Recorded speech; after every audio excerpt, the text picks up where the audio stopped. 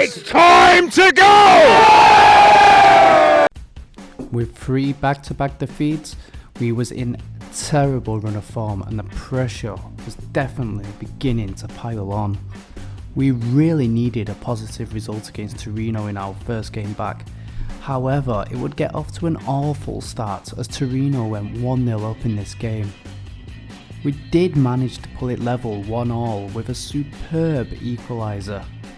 However, Torino would then retake the lead once again after a big mix-up at the back. Panic was now starting to set in for Napoli.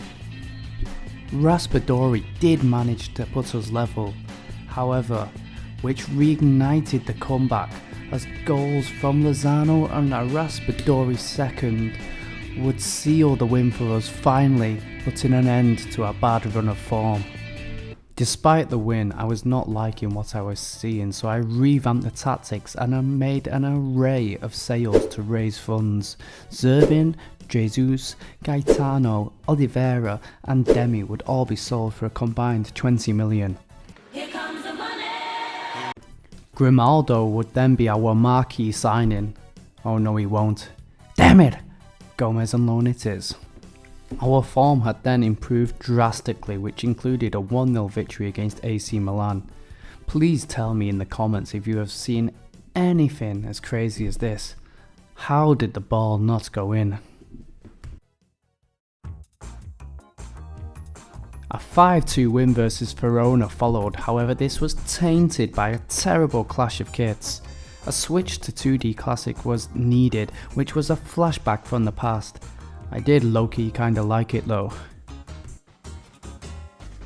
Next, Lozano would miss an early penalty against Inter, which was then punished by Thomas Lemar. However, we was able to pounce back with a great goal from Politano, who rounded the keeper to put us 1-0 ahead. Osimhen would then bundle the ball over the line to give us the lead in this top of the table clash. Going into the 94th minute, we was 2-1 up, surely with this game won. However, Edin Dzeko had other ideas.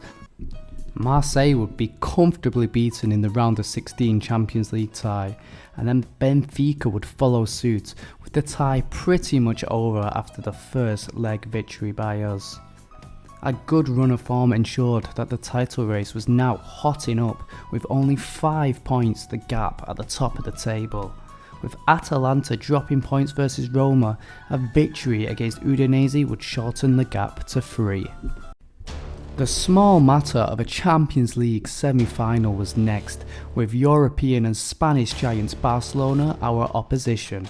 Ansu Fati would go on to give Barcelona the lead in the tie, but we did equalise throughout great work from Di Silvestri down the right and Zielinski there to finish it off. Our key man Kvaratskhelia would pick up an injury that would keep him out for the rest of the season, and our pain was furthered as Lewandowski then put Barcelona ahead. We did however level once again through substitute Raspadori,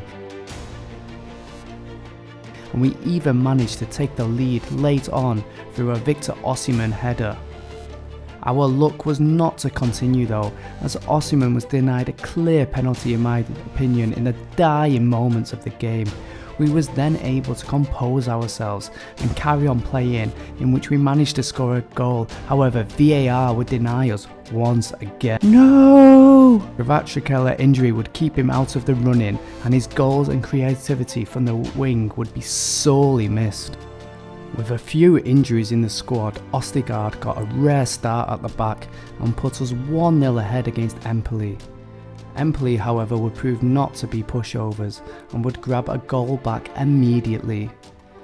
Empoli then managed to shock us all by getting a goal to put them ahead after an Ostigard missed interception as he turned hero to villain.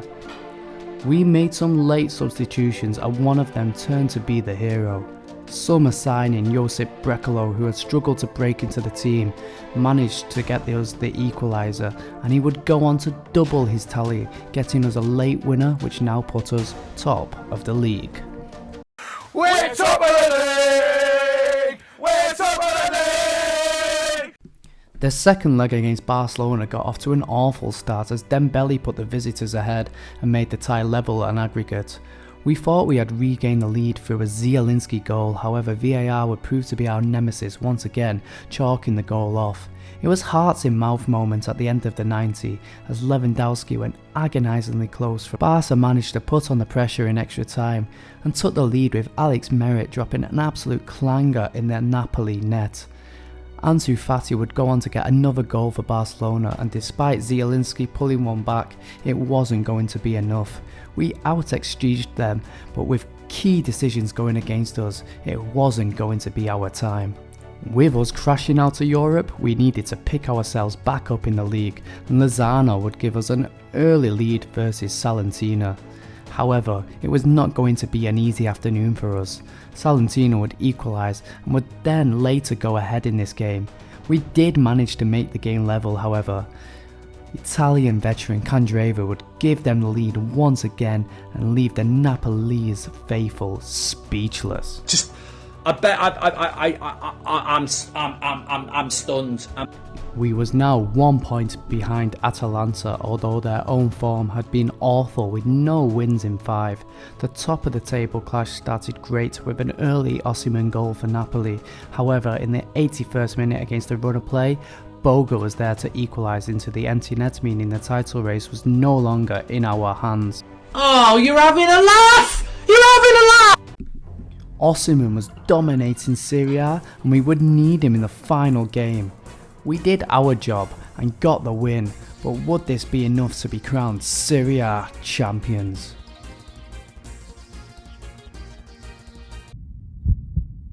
God damn it!